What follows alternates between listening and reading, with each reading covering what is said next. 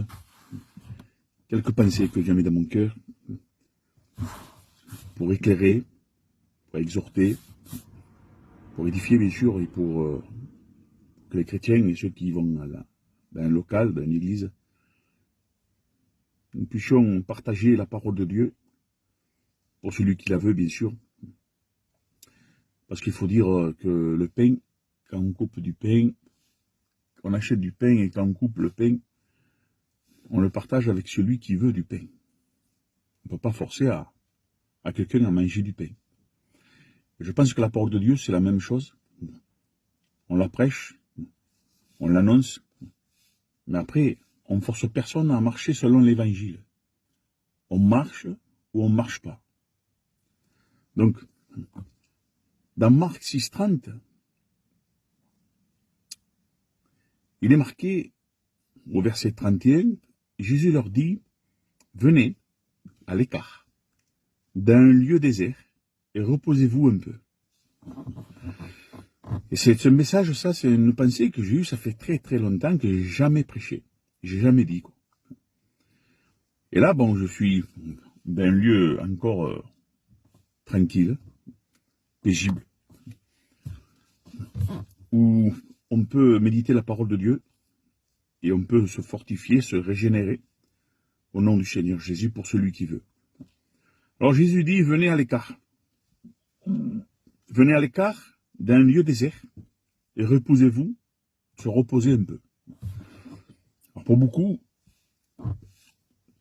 on peut tourner le sens, on peut tordre le sens de la parole de Dieu en lisant ce verset, venez à l'écart d'un lieu désert, et reposez-vous un peu. Alors, quand il est écrit, venez à l'écart d'un lieu désert, alors il y en a qui sautent par-dessus le seuil, hein, le lieu désert, ils évitent ça, reposez-vous un peu, ils prennent que ça, reposez-vous un peu. Mais le lieu désert, on ne fait pas cas, on le laisse de côté, on ne veut pas le lire ça. Pourtant, il est bien écrit, venez à l'écart d'un lieu désert et reposez-vous un peu. Donc, il faut prendre toute la parole de Dieu entière, il faut dire que quand la parole de Dieu dit dans le verset, alors chapitre Marc 6 et verset 31, il est écrit, venez à l'écart d'un lieu désert et reposez-vous un peu. Mais se reposer, ce n'est pas pour prendre du bon plaisir pour nous ou des vacances, ou pour prendre un peu de recul. Ça, on sait bien que ce n'est pas comme ça. Le repos, c'est pas arrêter de prier, arrêter d'aller aux réunions, hein, dans les vraies réunions, hein, arrêter de lire la parole de Dieu, arrêter la communion. Non, c'est pas ça le repos. C'est pas la chair. La chair, elle sera toujours agitée. La chair sera toujours contre Dieu, de toute façon. Non, le repos que Dieu parle, ce n'est pas non plus pour arrêter la communion, c'est sûr, mais le repos que Dieu parle, c'est le repos de l'œuvre. Le repos de notre esprit avec l'esprit de Dieu. Alors ce repos, c'est quoi? C'est la prière, c'est la lecture, c'est les actes. C'est faire la volonté de Dieu, ce repos. Méditer la parole de Dieu, savoir ce que Dieu veut de nous. Il faut savoir, c'est ça le repos, le vrai repos. C'est s'appuyer sur Christ et faire la volonté de Dieu. Bon, il y en a qui tordent le sens, le repos, c'est aller dans des endroits où un chrétien doit parler d'abord. Des endroits qui a on peut aller promener, Seigneur. On peut aller dans des endroits où il n'y a pas le péché. Voilà. Mais il y a des endroits que c'est pas pour des chrétiens. Des endroits où beaucoup croient que le repos, c'est prendre des vacances, aller voir, aller dans des lieux où le péché est là, et puis, je veux pas m'étaler dans ces choses-là. On est assez intelligent, je pense, pour savoir où c'est qu'on va pas, où c'est qu'on peut aller, où c'est qu'on peut pas aller. On le sait. De toute façon, il y a des gens qui vont dans les églises et ils demandent au pasteur, est-ce qu'on peut aller ici? Est-ce qu'on peut aller là-bas? Mais tu le sais s'il faut prier, tu le sais s'il faut jeûner, tu le sais comment il faut lire, tu le sais la communion qu'il faut avoir, tu le sais que cet endroit n'est pas pour toi. Mais malheureusement, on prend ce verset, écoutez bien, hein, verset 31, je répète, venez à l'écart, dans un lieu désert, ça, on l'efface. On prend juste venez et reposez-vous. C'est quelque chose de terrible. Mais je veux dire que nous, notre repos, c'est la prière, la lecture, les actes, la volonté de Dieu. Et il nous faut un repos d'une communion avec Dieu. Quand nous sommes devant Dieu, nous sommes dans un repos, mais alors, on se réjouit dans ce repos parce que quand on lit la parole de Dieu avec l'Esprit de Dieu, quand on prie Dieu, quand on prie l'Éternel, quand on prie, qu'on lui dit, Seigneur, je manque d'amour, remplis-moi de ton amour. Seigneur, éclaire-moi de ta lumière pour mieux te plaire. Seigneur, regarde ma vie et n'est pas comme toi tu voudrais. C'est des prières comme ça que Dieu veut. Bon, il y en a qui prient, Seigneur, bénis ma femme, mes enfants, mon foyer, Amen, et on va faire un tour, je sais pas où. Dieu, c'est pas ça. Dieu voudrait que tu exposes ta vie parce que chaque jour, il faudrait s'améliorer et plaire à Dieu. Écoutez, un cœur d'un chrétien est toujours vivant. Hein. Un cœur d'un chrétien doit être toujours fervent, dans l'amour, pour la volonté de Dieu, pour la parole de Dieu, pour les cultes, des vrais cultes, hein, des vraies réunions. Il faut que notre esprit est toujours à l'écoute de Dieu. Romains 15, 32, il dit, Paul, fatigué des incrédules de Judée. Ainsi, il dit, je viendrai vous voir avec joie par la volonté de Dieu et je me réjouirai auprès de vous de quelques repos. Mais de quel repos, il parle Paul. Mais en voyant les frères et les sœurs qui marchent vraiment dans la volonté de Dieu, mais c'est un repos, tu te réjouis, tu es béni de voir des vrais frères et sœurs. Mais aujourd'hui, malheureusement, les églises sont pleines. Ils sont pleines. Et ils vont dans les locaux. Ils rentrent dans les locaux, dans les réunions. Et ça leur suffit. Ils écoutent celui qui est derrière le pupitre. Il y a un verset. Il y en a qui, bon, ils prêchent juste pour, voilà, quelques mots, et ça ne réveille pas ceux qui viennent écouter. Il faudrait que ceux qui viennent dans les réunions, les frères et sœurs, chrétiens, chrétiennes, soi-disant chrétiennes, païens, tout ce que vous voulez, il ne faudrait pas qu'ils sortent en disant « je me suis régalé ». En vérité, il faut qu'ils sortent d'une réunion en disant « j'ai péché contre Dieu ». Il faut que soyez mal.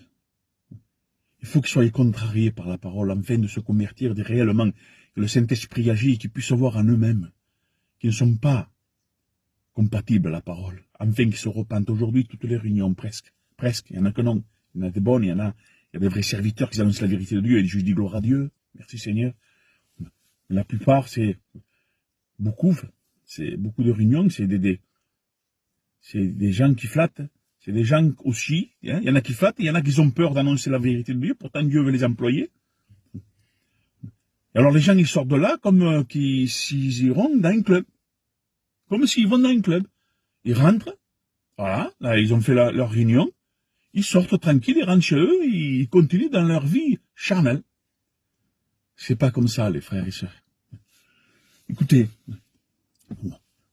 une réunion, c'est fait pour que Dieu te parle aussi. Dieu peut te parler dans tes nuits, dans la journée, n'importe quand. Mais une réunion, le serviteur s'est mis à part, un vrai serviteur. Il amène la vraie parole de Dieu. Le culte, Seigneur, un culte. Il y en a qui vont au culte, prendre le pain et le vin, et basta, ils ont pris le pain et le vin, voilà, ils sont bénis. Une bénédiction, c'est pas ça. Est-ce que le vrai culte, c'est seulement prendre le pain et le vin? Nous le savons ce que c'est le culte, Seigneur. Ça commence déjà par une vie personnelle avec Dieu, le culte. Une vie personnelle avec Dieu, ça commence déjà.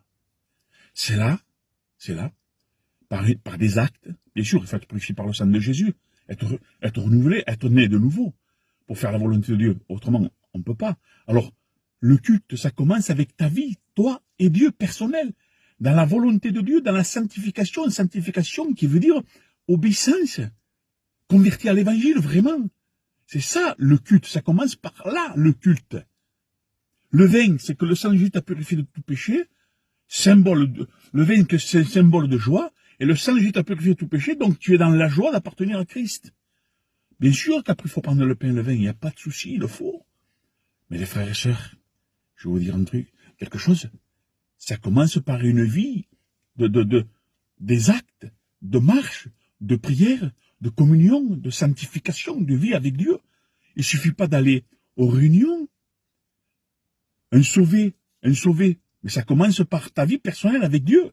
Parce que le sang de Jésus t'a purifié de tout péché. Aujourd'hui, tu vas aux réunions, dans les vrais, quand les réunions, comment dans les réunions on voit que le serviteur dit n'importe quoi, qu'il est léger, qui flatte, qui dit pas la vérité. Seigneur, il faut dire la vérité aujourd'hui. Hein. C'est ça, les réunions. Beaucoup de réunions sont dans cet état. Et, merci Seigneur, qu'il y a aussi des réunions où il y a des vrais serviteurs qui annoncent la parole de Dieu telle qu'elle est, que Dieu les bénisse, que Dieu les fortifie encore et que Dieu se sert d'eux. Écoutez, je suis serviteur, moi aussi, pasteur. Hein?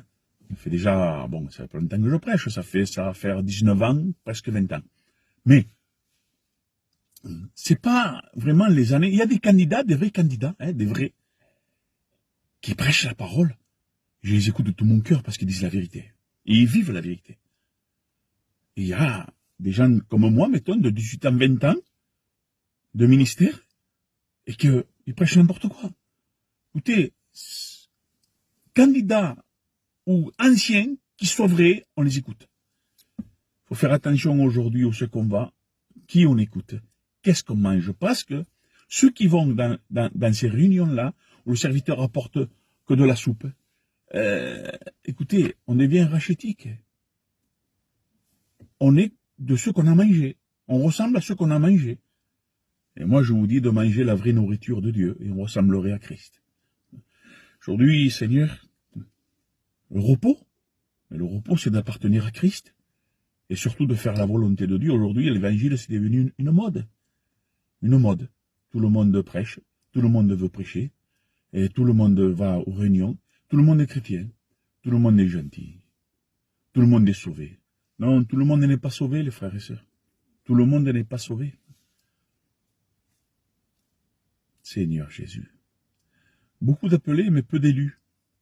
La Bible dit que ceux qui sont perdus sont plus nombreux que le sable dans la mer. Seigneur, je veux vous dire quelque chose, les frères, les sœurs, plus que jamais. Et je vous le dis parce que je suis dans une situation, moi, où je regarde la parole de Dieu, je prie, comme, je sais pas que je suis un homme de Dieu terrible, mais j'ai besoin de prier, j'ai besoin de me mettre à part, j'ai besoin de crier à Dieu. Si je fais pas ça, je suis mort. Je suis qu'un pécheur. Je suis qu'un homme qui est un zéro. Je suis un zéro, sans Dieu. Donc, je me mets pas à part parce que je suis vraiment un homme de Dieu terrible. C'est parce que j'aime Dieu. Dieu m'a aimé le premier. Et je veux faire la volonté de Dieu.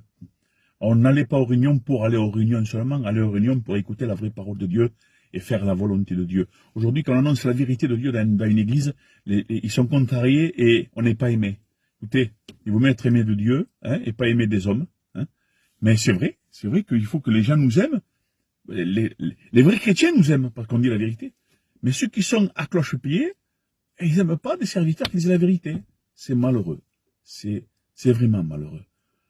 Alors dans le repos, écoutez, je vais vous lire encore, et puis j'arrête. Jésus leur dit dans Marc 6, 31, « Venez à l'écart dans un lieu désert. Dans le désert, il n'y a rien.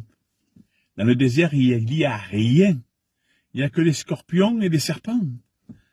Et il faut être vigilant.